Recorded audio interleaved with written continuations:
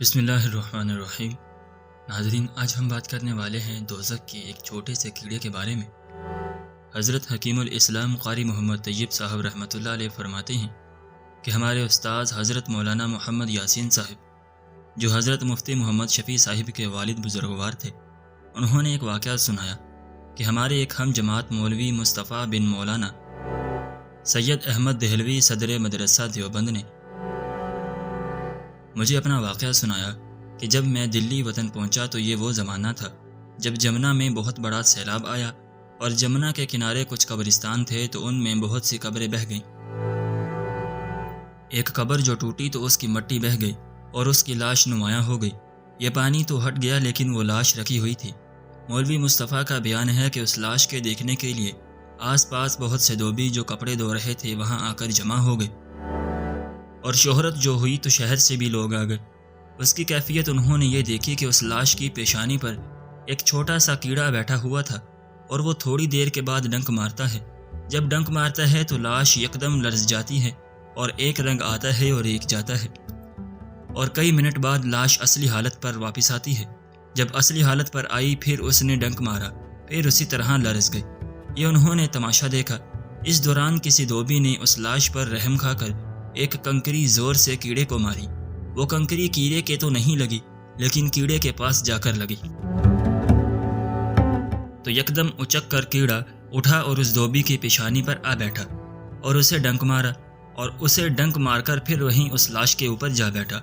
مولوی مصطفیٰ صاحب کا بیان ہے کہ وہ دھوبی چلایا اور اس نے کہا کہ کچھ عجیب قسم کی آگ میرے اندر ہے کہ نہ میں کہہ سکوں کہ سانپ نے کاٹا، نہ یہ کہہ سکوں کہ بچھو نے کاٹا، نہ یہ کہہ سکوں کہ آگ میں جلا۔ کچھ کہہ نہیں سکتا کہ وہ کس قسم کی گرمی ہے، مگر یوں معلوم ہوتا ہے کہ ہر رگ میں ہزاروں بچھو ہیں۔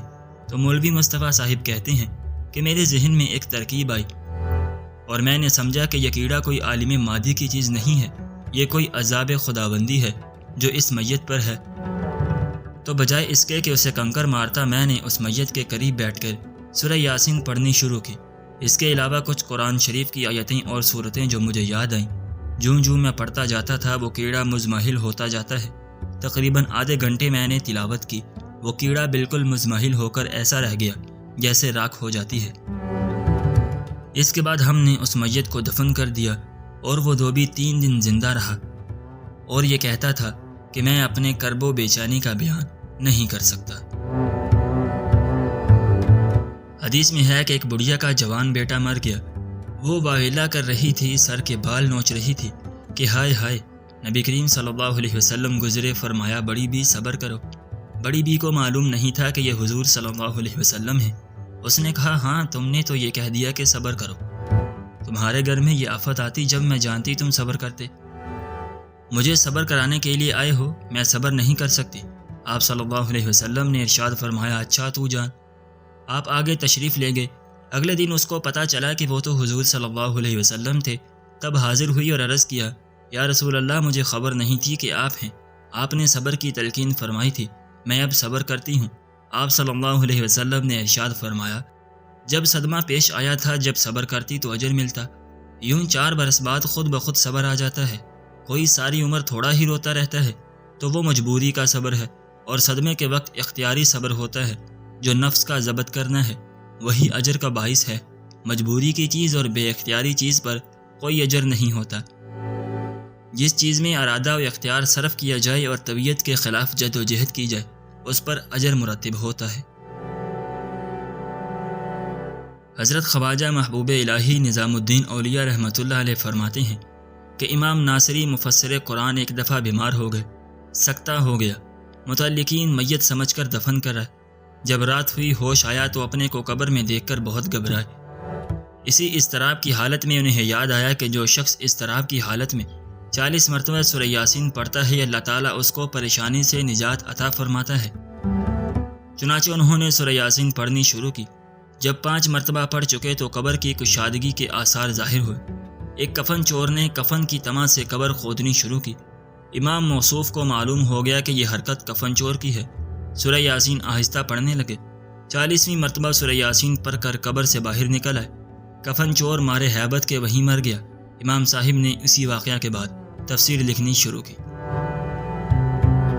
روایت ہے خیشمہ سے کہ ملک الموت ایک بار حضرت سلیمان علیہ السلام کی مجلس میں آئے اور ایک شخص کی طرف تعجب سے کچھ دیر تک دیکھتے رہے۔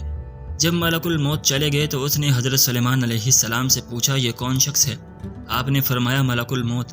اس نے کہا وہ میری طرف اس طرح دیکھتے تھے کہ گویا میری روح قبض کرنے کا ارادہ رکھتے ہیں۔ آپ نے فرمایا تو کیا چاہتا ہے؟ اس نے کہا مجھے ہندوستان میں پہنچا دیجیے۔ آپ نے ہوا کو حکم دیا کہ اس کو اٹھا کر ہندوستان میں رکھ دے۔ ہوا نے اس کو ہندوستان میں پہنچا دیا۔ پھر ملک الموت حضرت سلیمان علیہ السلام کے پاس آئے۔ آپ نے پوچھا تم کیوں اس شخص کو غور سے دیکھتے تھے؟ کہا مجھے تعجب اس بات سے تھا کہ اللہ تعالیٰ کا حکم میرے پاس پہنچا ہے کہ اس کی روح ہندوستان میں قبض کرو اور یہ آپ کے پاس بیٹھا ہے۔ حاکم کی ایک روایت میں ہے کہ حضرت جبرائیل علیہ السلام نے رسول اللہ صلی اللہ علیہ وسلم سے عرض کیا کہ ایک عابد نے ایک پہاڑ کی چوٹی پر 500 سال اللہ کی عبادت کی۔